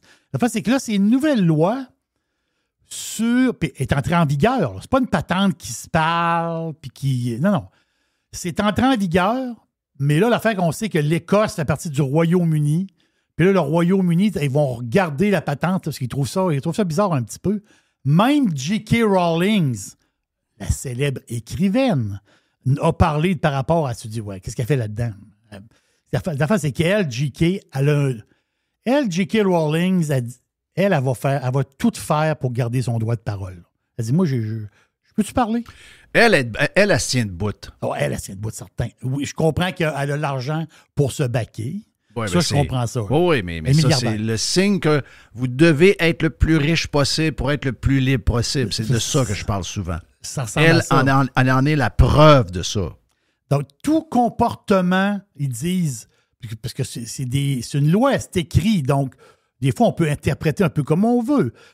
C'est la loi qui, autrement dit, tout comportement menaçant, un peu abusif, par rapport à l'âge, l'handicap, la religion, l'orientation sexuelle, l'identité de genre. Donc, si vous parlez, autrement dit, d'une manière un peu pas fine, ou tu remets en question, ou autrement dit, tu trouves que c'est stupide certaines choses, ben peut-être que la loi va s'appliquer à toi. Et, je comprends qu'on n'est pas rendu là, mais tu pourrais pogner jusqu'à 7 ans de prison. Ben, ça ressemble à la loi canadienne. Voilà. Et là l'histoire. Là. Mais en Écosse, elle est passée à la loi. Là. Mais là, elle est revisée par le Royaume-Uni. Là. Mais elle est passée pareil en Écosse. Là. Elle est passée au Parlement. Là. Mais là, J.K. Rowling, elle se pose la question. Elle a dit que c'est complètement radical. C'est une affaire de fou. Là. Elle a dit que c'est une loi anti-femme. Et à quelque part, elle a raison. Parce qu'elle se dit... Elle dit, moi, je suis une femme. Puis elle dit, beaucoup de femmes qui pensent comme moi. Elle dit, beaucoup de femmes qui pensent comme moi. Et, autrement dit, ça empêche une femme de remettre en question la présence des transgenres dans le sport féminin. Parce que s'il y a une fille, elle, J.K. Rowling, qui, il faut le dire, est en croisade là-dessus. Là. Elle est en croisade là-dessus depuis des gars déguisés en filles, là, puis qui sont dans le sport féminin. J.K., elle n'aime pas ça. Mais elle fait depuis des années, ça. Elle tient son bout depuis des années. Elle a son avis. Mais avec la nouvelle loi, c'est ça l'affaire. Elle dit, moi, je suis prêt à me faire arrêter s'il faut. Parce qu'elle dit, moi, je veux critiquer justement la présence d'hommes dans les sports féminins. Elle va dire, non, c'est pas un homme. Le débat est parti, mais elle, J.K., elle dit non. Elle dit, lui, il est né homme, c'est un homme. Donc, elle est contre ça. Mais elle dit, avec la nouvelle loi, je peux me faire arrêter. Là, de dire que moi, je suis contre la présence des hommes dans le sport féminin. Parce que c'est comme si tu parles mal là, par rapport à ceux qui sont transgenres. Tu as une mauvaise opinion. Mais la loi est assez floue là-dessus. Là. C'est très, très bizarre ce qui se passe en Écosse. Puis comme tu viens de le dire, on a un peu le relent de tout ça d'une manière. Ça devient comme une normalité. Il ne faut pas que ça devienne une normalité. Ou ce que ces lois-là fait que tu ne peux plus rien dire. Tu ne peux plus rien dire. Comme si, mettons, là, je vais vous le dire, là. c'est bien simple. Dans ma tête, il y a un gars et il y a une fille. Donc, il y a des gars, il y a des filles. Oui. Des gens pas de sexe, ça n'existe pas. Les gars dans Barbie, là, c'est un film. Là. Elle l'a dit, là, Shakira. Là, elle l'a dit. Là, elle a dit, mon gars, là, a dit, le film Barbie, des gars pas de gars, là, elle dit, il aime pas ça ben. Bravo à Shakira de l'avoir dit. Donc, elle, Shakira, elle serait dans la marde. Si elle était en Écosse aujourd'hui, elle serait dans la marde. En Écosse, Shakira est dans la marde. Ben, puis moi, j'empêche pas les gens de vivre comme ils veulent. Si vous voulez prétendre être, mettons, vous êtes né homme et vous prétendez être une femme, puis vous vivez comme ça, puis vous êtes bien, moi, j'ai aucun problème avec ça. Les gens vivent leur vinaigrette comme ils le veulent, OK? Mais dans les faits, mettons que je suis médecin, tu rentres dans mon bureau, la game finit là. Oui, vous voulez me voir, t'as mal où? OK, bon, ben, ouais, c'est un problème qui arrive souvent chez les hommes. Cancer de la prostate, t'as bien beau arriver avec des talons hauts, du maquillage tout croche dans la face puis une perruque blonde. Si t'as le cancer de la prostate, ben, cancer du sein, je sais pas, peut-être que dans l'histoire, c'est déjà arrivé qu'un homme a eu un cancer du sein, mais on sait que généralement, c'est les femmes. Toutes les campagnes sont... Il arrive une femme qui s'écrase les seins puis qui joue au gars depuis 5 ans. Va pas trop bien. Découvre qu'on a un cancer du sein. On va revenir au fait que c'est une femme, là. T'es une femme. Donc, on peut prétendre, on peut jouer, on peut...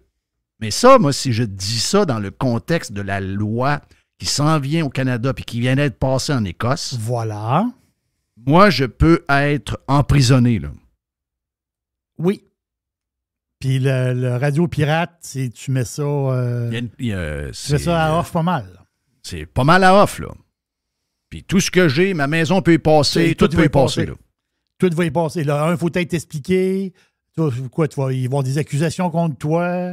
Là, ils vont dire, OK, il y a un peu de haine dans qu'est-ce que tu dis. Non, il n'y a pas de haine là-dedans. Moi, c'est mon avis, tout simplement. Il n'y a aucune haine là-dedans. Ah ouais, mais il y a un petit peu de haine là-dedans. Là, ça te prend un avocat. L'avocat mange ta maison. Regarde, moi, il n'y a pas de haine. Moi, les gens font ce qu'ils veulent. Mais de voir que le président américain, le jour de Pâques, a célébré, au lieu de célébrer Pâques, a célébré la journée des trans, et que le lendemain, le 1er avril, c'était la journée des trans, de tout ce que tu veux, parce qu'on dirait qu'ils ont une journée par mois, là. Là, c'était le Canada hier avec Trudeau et ses grandes histoires. Grâce à vous, nous avons un pays beaucoup plus diversifié, etc. Regarde, la maladie, excusez-moi, là. That's too much, là. T'sais, à un moment donné, décroche, passe à autre chose, là. On a compris, c'est correct, OK? Ouais, mais toute la haine qu'il reçoit, c'est toi qui vas chercher la haine à en parler quasiment 24 heures sur 24. Décroche, va-t'en dans d'autres sujets. Tu vas voir que la haine va disparaître parce que le monde, il y en a.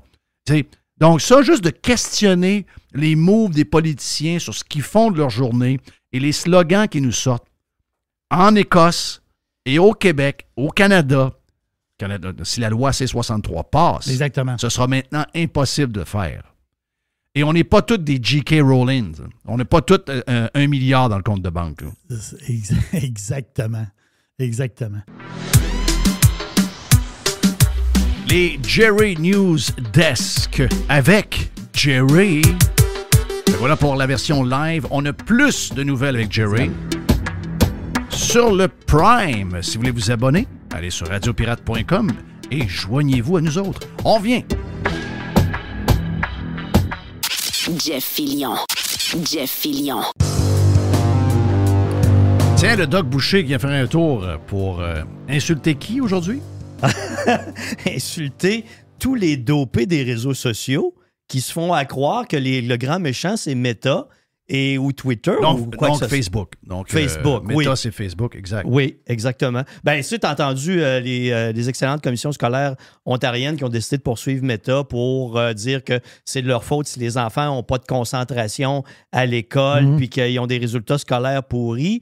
Mais à travers ça, il n'y a pas un prof qui s'est demandé si c'était un prof pourri lui-même, pas intéressant du tout, si l'éducation n'était pas dépassée dans le monde moderne. Puis il n'y a personne qui s'est dit, je te fais le parallèle avec l'obésité, Jeff, mais le meilleur prédicteur de l'obésité chez les enfants, c'est l'obésité parentale.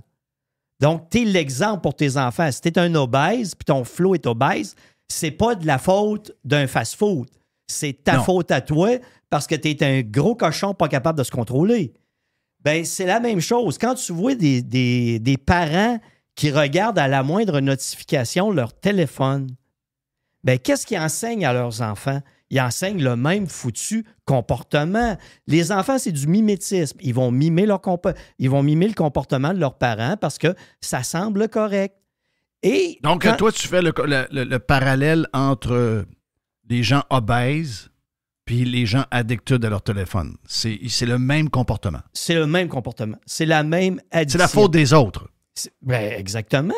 Ça peut pas être ta faute à toi, voyons donc. On peut même plus dire, à part moi dans la société, et je sais pas pourquoi, t'es gros parce que t'es un gros cochon, tu fais pas d'exercice puis tu bouffes trop. Ben ça, c'est la réalité du comportement humain. Ton poids est la conséquence de tes comportements. Bouffer devient une addiction. Tu peux avoir le contrôle sur ce que tu fais. Être dopé à un réseau social, c'est un comportement humain que tu peux décider, toi, un jour, de prendre le contrôle. Tu as des alcooliques puis des toxicomanes qui décident d'aller chez les AA pour reprendre le contrôle de leur comportement et il y en a qui réussissent. Et là, on est en train de dire à la société moderne, ben écoutez, c'est plus la faute de personne, tout ce qui nous arrive, c'est vraiment la faute de Facebook. Oui, c'est ça. Qui est addictif. Mais c'est parce que Facebook, là, eux autres, à ma connaissance, puis tu me corrigeras, Jerry, ils publient pas eux autres mêmes, là. C'est des gens qui publient sur Facebook. Donc, c'est des dopés qui produisent de la dope pour leur propre plaisir. Alors, il est où le problème? Si tu n'es pas content puis tu es écœuré, tu n'as rien qu'à débarquer de là, tu n'as rien qu'à interdire à tes enfants d'y aller. Ils forcent personne, eux autres, là. Ben, exactement. Ben là, ils vont dire que les publicités ciblées en fonction de tes comportements, mais on s'entend que la publicité, ça existe depuis au moins 50 ans. Depuis toujours. Depuis toujours. La pub, ça existe depuis... C'est ça. Donc, on cible des comportements. Ben, c'est ça. Exactement. Puis, écoute, les fast-foods, on va se plaindre des fast-foods. Je le sais, c'est très intelligent ce qu'ils ont fait. Sucre, sel, gras, c'est le meilleur moyen de doper un cerveau humain. Mais encore là, tu as le contrôle sur tes comportements. Tu es capable de faire un choix intelligent pour dire « Hey, ça n'a pas de sens. Voici ce que ça a comme impact sur moi. Voici ce que je peux changer dans mon quotidien. » Alors, on arrive avec les commissions scolaires qui sont là, qui disent tous les troubles de déficit d'attention puis d'apprentissage, c'est la faute de Facebook. Est-ce qu'il y a des profs, que tu l'as dit tantôt, est-ce qu'il y a des profs plates? Il y en a en sacrement. Est-ce que l'éducation est dépassée? À mon avis, en 2004, oui. En 2024, oui.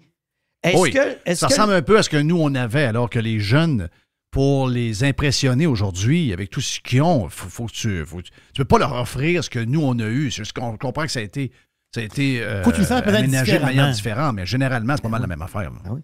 L'autre aspect, est-ce que le cerveau humain en développement chez l'enfant apprend par le jeu, le mouvement, l'apprentissage et l'exercice? Oui. Qu'est-ce qu'on a fait depuis les dernières années? On a réduit l'activité physique dans les écoles. On se demande pourquoi un corps qui a besoin de bouger devient avec un trouble de déficit d'attention quand on y est assis le cul des heures et des heures de temps sur une chaise et qu'on empêche les enfants de bouger. Tu sais, il y a des choses simples là-dedans qu'on ne veut plus voir et on se demande, le problème découle globalement d'aspects multifactoriels qu'on veut éliminer et on veut trouver un coupable. Mais le coupable, c'est jamais nous autres. C'est jamais moi qui est un prof pourri à l'école qui est endormant. C'est le coupable, c'est le beigne. Oui. Là, tu dis, on vient de viser, là. Le beigne qui est là, lui, c'est le coupable. Je ne sais pas le manger, le beigne. Non, le beigne, il est coupable parce qu'il existe là. Ouais. Il est de même. Là. Donc, TikTok, c'est le coupable.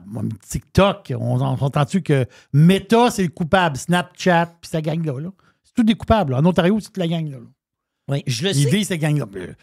Tout est extraordinairement bien fait pour te doper le cerveau. Oui. Mais c'est normal, ils ont un business. C'était ma question un peu. Je ne vais pas me faire je vais pas faire l'avocat du diable, mais c'est des produits qui sont extrêmement alléchants.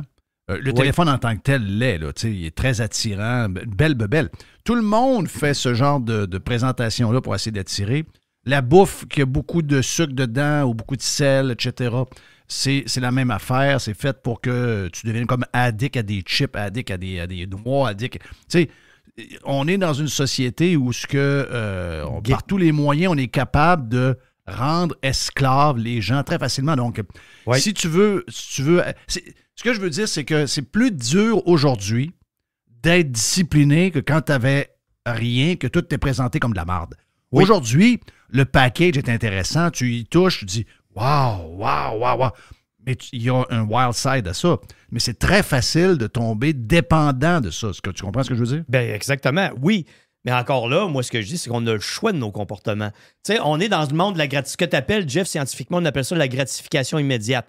Tu sais, tu reçois une notification sur ton téléphone, ça crée un petit peu de dopamine, tu es bien content, puis tu as hâte d'avoir la prochaine notification. J'en ai pas de notification, moi, sur mon téléphone. Ben, tu fais bien. Moi non plus. Je les ai mis off, ça fait longtemps, ça fait des années. Mais tu sais, j'ai une ou deux affaires juste pour mes enfants, là, mais encore là, il n'y a pas de son. Si je ne suis pas là, je ne l'entends pas. Il y en a qui disent « Chris, tu ne réponds jamais à ton téléphone. » C'est un peu à cause de ça, mais moi, j'en ai vu du monde addict aux notifications. Ouais. C'est capoté, là. Mais tu sais, Jeff, tu as fait un choix intelligent, là. Tu sais, tu n'en es pas mort. Tu t'es toi-même sevré. Ben, je ne veux pas dire que tu l'étais dopé à ça, mais tu t'es toi-même empêché de devenir dépendant à ça. Tu t'es dit, je les coupe. Tu as fait un choix de comportement et tu n'as pas de conséquences négatives. Mais c'est surtout que les notifications, tu peux le gérer at large ou encore tu y vas par application. Carrément. Tu sais, il y a des applications, tu dis, OK, Messenger, j'en ai besoin parce que mes filles, mettons, il arrive de quoi à 1h du matin ou n'importe quoi. Tu peux la gérer, elle, uniquement, puis tu peux enlever toutes les autres. T'sais, moi, à un moment donné, j'ai vu qu'il y avait des affaires de nouvelles qui m'énervaient. J'avais comme celle-là de TVA, je sais pas trop. Boum, si j'enlevais ça, j'ai carrément enlevé l'application.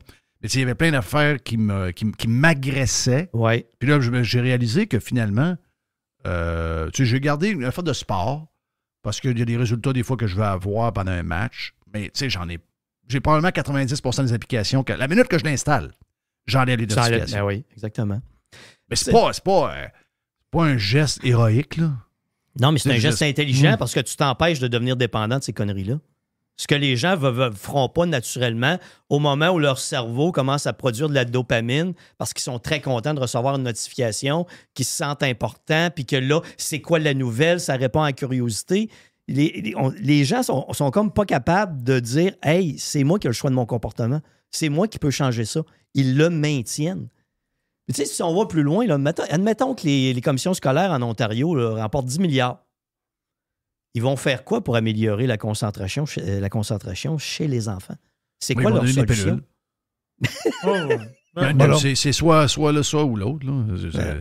On interdit ou on donne des pilules. Oui, c'est ça. Mais tu sais. C'est ça qu'ils gagnent en cours, tu veux dire. Ils gagnent, là, puis là, c'est gros, là. T'as 10 milliards. Meta, la gang, ils payent tout, là. Oui. C'est quoi leur stratégie pour améliorer la concentration chez les enfants? Zéro stratégie. Voilà. Eux autres, ils vont se donner des salaires plus élevés, ou ils vont quêter le gouvernement, ou ils vont dépenser de l'argent. C'est ça la stratégie. Mais il ne se passe absolument rien. Donc, on n'aura pas de profs qui vont vouloir aller s'améliorer. On va avoir les mêmes profs plates, la même structure d'apprentissage un peu défaillante pour les enfants. Ils ne feront pas plus d'exercices dans les écoles. Avec ce 10 milliards-là, on n'aura rien de ça. Oui. Non, parce que c'est plate aller dehors l'hiver avec les enfants, il faut qu'ils s'habillent. Oui. Des fois, il faut que tu les aides, les petits, à s'habiller. Ça, c'est plate. Ouais. Tu me diras à un moment donné comment, parce que là, on a peut-être... Ben, regarde, si tu es capable de me le dire en 2-3 minutes. Ouais. Ce serait quoi l'école idéale pour les ados d'aujourd'hui? Tu sais, parce que... Ouais. Tu sais, moi, je suis déchiré sur l'histoire du téléphone. J'ai déjà expliqué où on interdit... Mes enfants ont été élevés au secondaire. Je veux saluer la direction, Luc Savoie, puis toute la gang. Eux autres, ils ont dit, vous pouvez venir avec vos téléphones à l'école, mais quand ça commence en classe, il n'y a plus de téléphone. Vous rangez votre téléphone. Si jamais on vous voit prendre votre téléphone, on vous l'enlève 2 jours. Ouais. OK? Puis les parents étaient d'accord avec ça. Puis c'est arrivé, là. Mm-hmm. Il y en a qui ont eu cette pénalité-là. Là. Puis un jeune, pas de téléphone pendant 2 jours, on va dire de quoi? C'est de la prison. Là. Oui. Mais je trouvais que c'est une belle manière de faire. Puis tu sais, l'interdiction totale, je comprends que ça peut être quelque chose qui peut déranger la concentration des jeunes pendant qu'ils sont éduqués puis pendant qu'ils sont à l'école en train d'apprendre des affaires de maths ou de peu importe. Mais ça va être un outil de productivité aussi pour eux plus tard. Carrément. L'intelligence artificielle, tout ce qu'ils peuvent améliorer comme production, peu importe le domaine dans lequel ils vont être, d'apprendre à travailler avec ça. On ne peut pas faire comme si ça n'existait pas. Non. Donc, je suis un peu déchiré là-dessus, savoir comment on fait pour avoir le meilleur des deux mondes. Mais si on c'est fait de la une chose. prévention, Jeff, si on l'intègre, on reconnaît que c'est un outil de productivité. Mettons que tu es dans le cours, là. Tu fais ton cours dure 50 minutes. Oui? Pas de téléphone pendant là, mais ton 10 minutes suivant, là, fais ce que tu veux avec ton téléphone. Là. Oui, Moi, c'est je ça. ne l'élimine pas. Tu choisis les moments où tu utilises ton outil. C'est un outil de productivité, c'est un outil social. Pendant les cours, tu n'y as pas le droit. Mais pendant les 10 minutes entre les deux cours, fais ce que tu veux avec. Mais ce serait quoi l'école idéale pour essayer? Parce que ce qui se passe en ce moment, c'est qu'on essaie de trouver le coupable de pourquoi les jeunes sont plus intéressés vraiment à l'école. Oui. Moi, je pense que c'est une raison d'école trop gelée dans le temps. Là. Mais écoute, je ne suis pas spécialiste là-dedans, je ne suis pas prof. Donc, il essaie de trouver, c'est de la faute du téléphone, c'est de la faute de Facebook, c'est de la faute de ci, c'est de la faute de ça. La réalité, c'est peut-être bien plus leur faute à eux que n'importe quoi d'autre. Mais de faire une réforme, de réinventer l'école, watch out. Tu sais, il va y avoir de la résistance, il va y avoir du monde qui va arriver des idées un peu trop flyées. On sait exactement qui va prendre le contrôle là-dedans. Ça va être du monde un peu weird. Mais mettons qu'on aurait à réinventer l'école pour les jeunes d'aujourd'hui. On la fait comment? Moi, je commencerais par de la base. Je les fais bouger 1 heure et demie par jour. Soit que je les garde debout dans la classe. J'élimine le remplissage plate de... Quand tu lis un livre ou quoi que ce soit qui est très long, tu as une super longue introduction, où les jeunes aujourd'hui, ils ont... Les réseaux sociaux, c'est pas tout mauvais, là.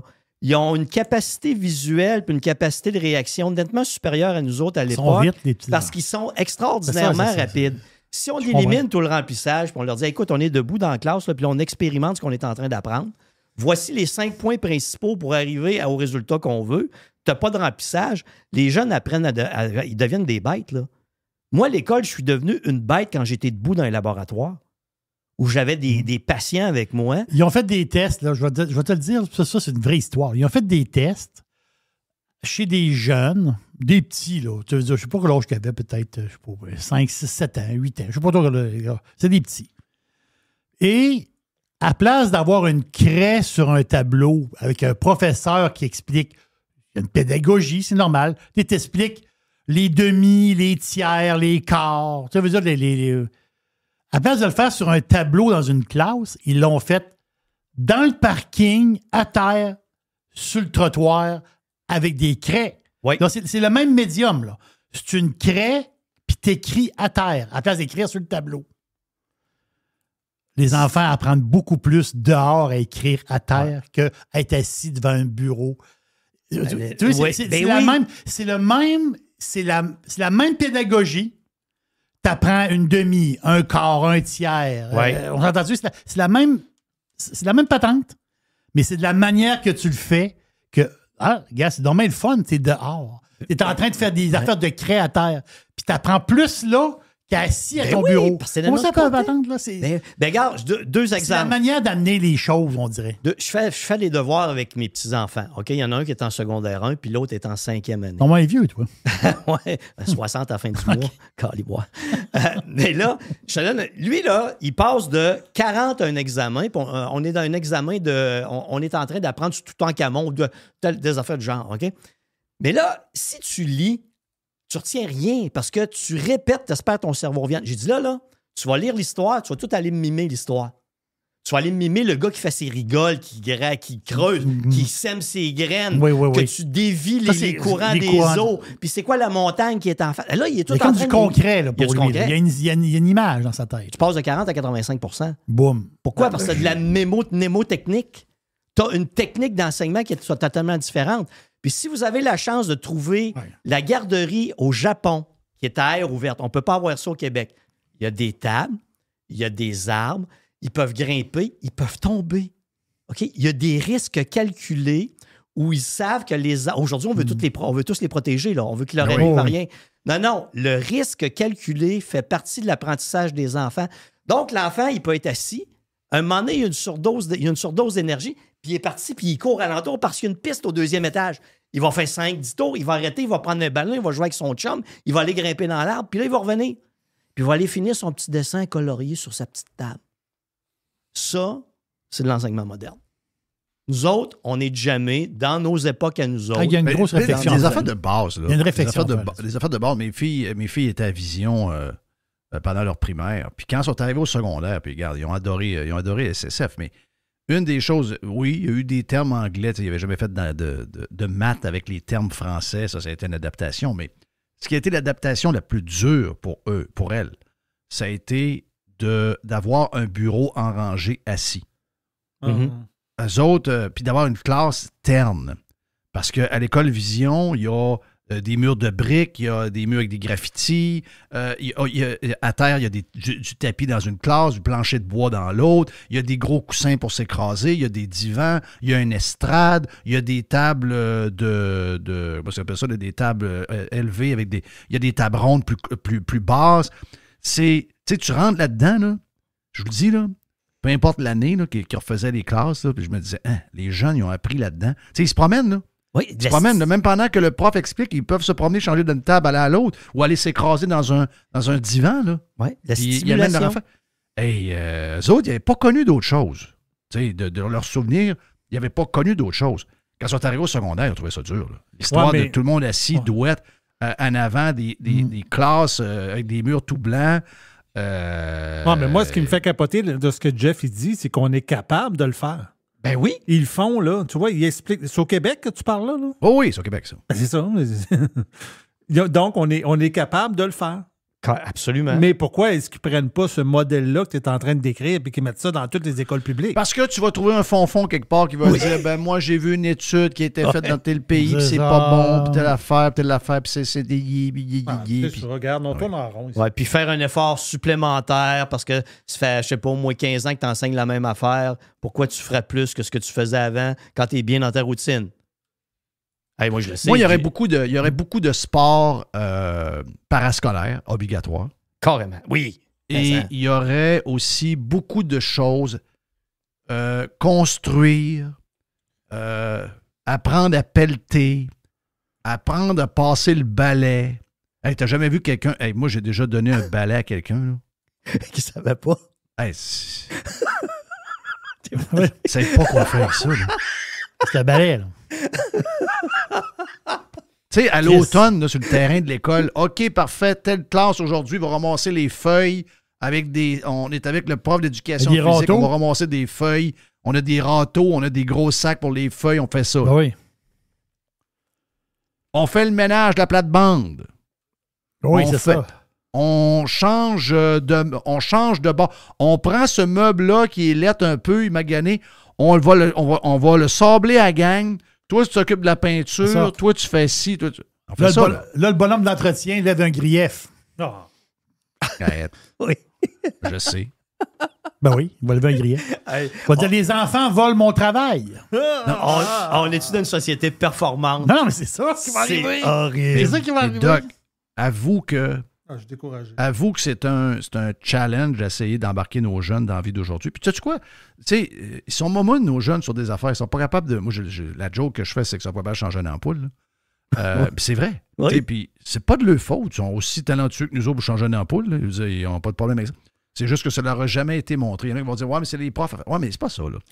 Les profs, là, les parents, OK, ils ont des responsabilités, mais nos enfants sont à l'école 8 heures par jour, 5 jours par semaine, 200 jours par année. OK? Il faut qu'ils y aillent. Il faut que ça soit le fun. Oui. Ouais, mais ça, c'est aux parents à faire ça. C'est pas ça qu'on dit, là. Il y a plein on de dit profs. qu'on veut qu'il y ait le goût d'aller à l'école. Oui. On Moi, je dis qu'il y va a plein trouver de un profs. moyen qu'il y ait le goût. Moi, je dis qu'il y a plein de profs, plus qu'on pense, qui ont plein d'idées, plein d'affaires, mais ils sont tellement encadrés dans une patente. Qui peuvent rien faire. À un moment donné, ils sont comme fourrés là, dans leurs affaires. Là, ils ont des idées pour quelque chose, là, pour dire « Ouais, mais là, ça va coûter 200$ pour ton affaire. Ben, oui, mais là, j'ai besoin de 200$ pour acheter telle patente, telle affaire. » On dirait qu'il y a des profs qui sont pris dans le carcan aussi.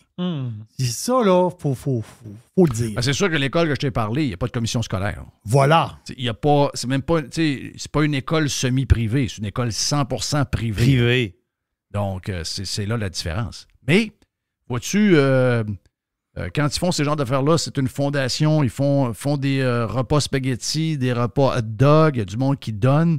Puis quand une des classes est refaite, ben c'est tout le monde participe. Un parent fait telle affaire, l'autre fait ci, l'autre vend des meubles, arrive avec un divan. Tu sais, c'est que tout le monde participe. Là, maintenant, c'est devenu très impersonnel. C'est tellement des commissions scolaires, des fonctionnaires. On ne sait pas qui mène, finalement. On ne sait pas qui mène. Ben, c'est tout le monde est au service du système. Il n'y a personne qui pense pour les enfants comme tel. Puis le temps que tu y arrives, là, mettons que tu as quelqu'un d'intelligent qui arrive en haut et qui va envoyer ça en bas, là, le temps que ça se rende, on va avoir encore 50 ans de passé. C'est clair. C'est clair. Thank you, Doc. Hey, c'est un plaisir. Salut. Doc Boucher, on te rejoint comment, mon ami Doc, pour voir tout ce que tu fais? DenisBoucher.com. Yes, sir, mon ami. Jerry, thank you, man. Merci à Mr. White pour la production. Mr. White, on va se reprendre pour le lab demain en ouverture, d'après moi. Le lab, ça bouille. Il y a du stock. Et on vient, OK, puis on vient pas aujourd'hui, mais on vient demain. Parce que là, je sais pas si vous le savez, là, mais le week-end s'en vient. Ah, t'étais fort. Si, t'étais fort.